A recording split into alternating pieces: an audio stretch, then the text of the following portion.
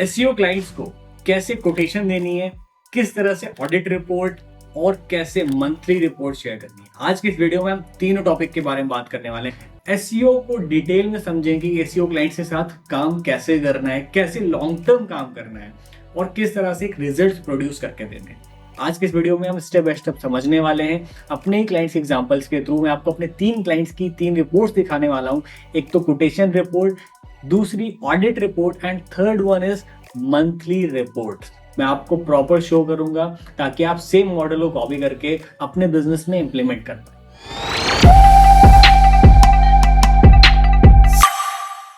तो जैसे कि आप यहाँ पे देख पा रहे हैं, ये एक सिंपल कोटेशन रिपोर्ट है जो मैं अपने क्लाइंट की शो कर रहा हूँ। क्लाइंट बेसिकली कनाडा से हैं और यहाँ पे मैं आपको 3 रिपोर्ट्स दिखाने वाला हूँ। तीनों रिपोर्ट्स अलग अलग क्लाइंट की हैं, तो जो कि रेफरेंस है आप सबके लिए, ताकि आप समझ पाओ कि एग्जैक्टली कैसे काम करना है एसईओ में, किस तरह से रिपोर्ट्स जनरेट करनी है और कैसे क्लाइंट को रिटेन करके रखना है।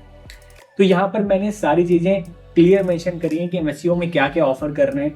क्लाइंट को हमने एसईओ के साथ वेबसाइट रिवैम्पिंग और सोशल मीडिया भी ऑफर करी है, बट यहाँ पर मैं आपको सिर्फ एसईओ के बारे में बताने वाला हूँ।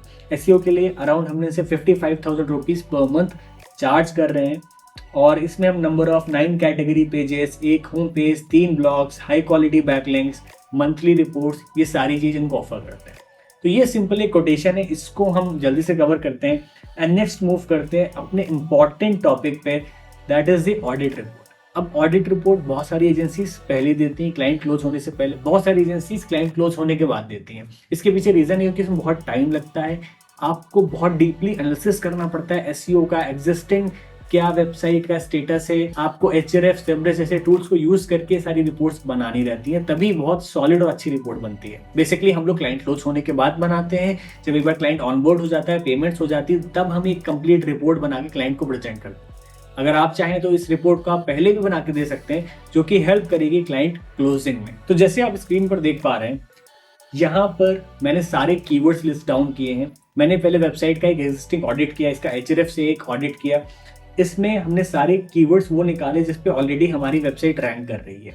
इन कीवर्ड्स का वॉल्यूम क्या है, कौन से पोजीशन पे हमारी वेबसाइट रैंक कर रही है और कौन सा पेज रैंक कर रहा है, ये हमने सारी चीजें निकाली है। राइट, हम पेज आपको नहीं शो कर सकते हैं, हम आपको बस इतना बता सकते हैं कौन से कीवर्ड्स हैं, कितना वॉल्यूम है और कौन सी पोजीशन। राइट, और जैसे आप देख पा रहे हैं, ये वेबसाइट ऑलरेडी इतने सारे कीवर्ड्स पर रैंक कर रही है, उसमें से बहुत सारे बहुत अच्छे पोजीशंस पे भी हैं। इसके पीछे एक रीजन है, क्योंकि जो डोमेन की एज है दैट इज 18 ईयर्स ओल्ड, मतलब डोमेन 18 साल से भी ज्यादा पुराना है।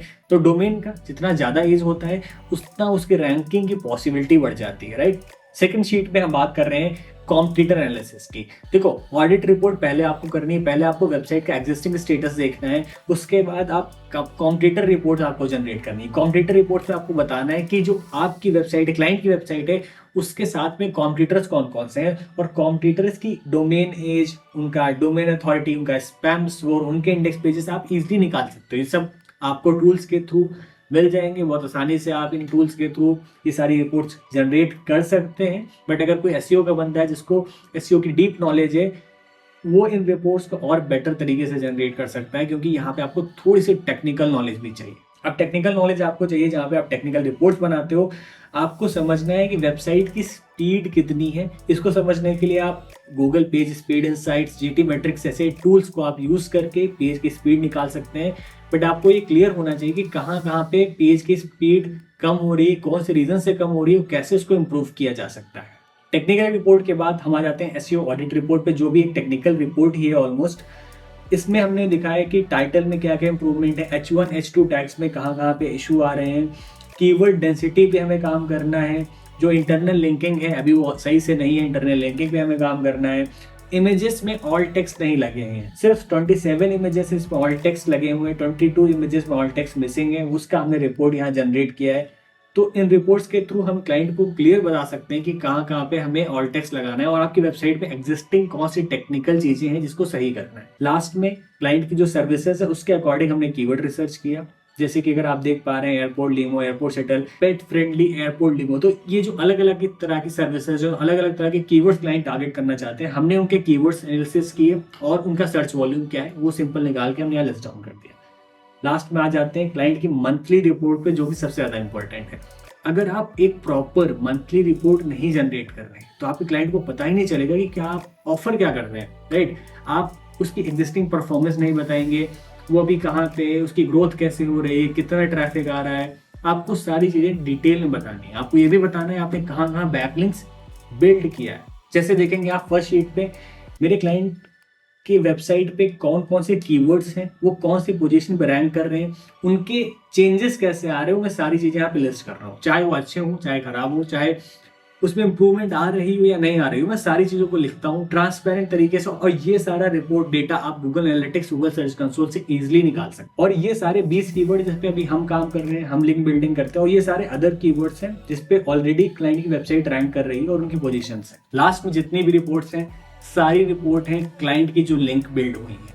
यहाँ से क्लाइंट चेक कर सकता है कौन सी वेबसाइट पे लिंक बिल्ड हुई, कितनी हाई क्वालिटी बैकलिंक्स हैं, किस किस तरह के हम ब्लॉग सबमिशन कर रहे हैं। तो अगर आप ये देखेंगे तो हमारी कंप्लीट शीट है जो कि हम 1 महीने में लिंक बिल्ड करते हैं, जैसे कि blog submission, blog sharing, article submission, Quora submission, classified submission, profile creation, PPT submission. अगर कोई बहुत स्मार्ट बंदा है तो वो समझ सकता है यार कि एसईओ का काम करना कैसे है। आप इस कंप्लीट शीट को देख के इस तरह की बैकलिंक्स निकाल सकते हैं।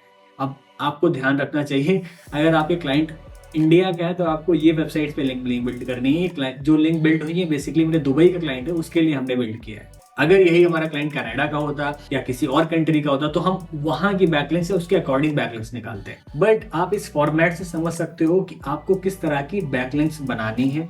तो इस शीट से आप क्लियर समझ सकते हैं कि किस तरह की बैकलिंक्स बनानी, कितनी कैटेगरीज होती हैं। और ये एक फॉर्मेट है जिससे मंथली रिपोर्ट जनरेट करी जा सकती है, जिससे क्लाइंट को क्लियर पता हो कि उसको हम कितनी बैकलिंक्स बिल्ड करके दे रहे हैं, उसका वेबसाइट का एग्जिस्टिंग स्टेटस क्या है। आई होप आपको ये वीडियो पसंद आया होगा एसईओ पे। अगर एसईओ पे आपको और ज़्यादा वीडियोस चाहिए, आप चाहते हैं मैं एसईओ की एक कंप्लीट सीरीज क्रिएट करूं, कैसे एसईओ करना है, कैसे सारी बैकलिंक्स बिल्ड करनी है, मैं सब कुछ आपको बता सकता हूं। बस एक बार नीचे कमेंट करके बताना। Thank you so much.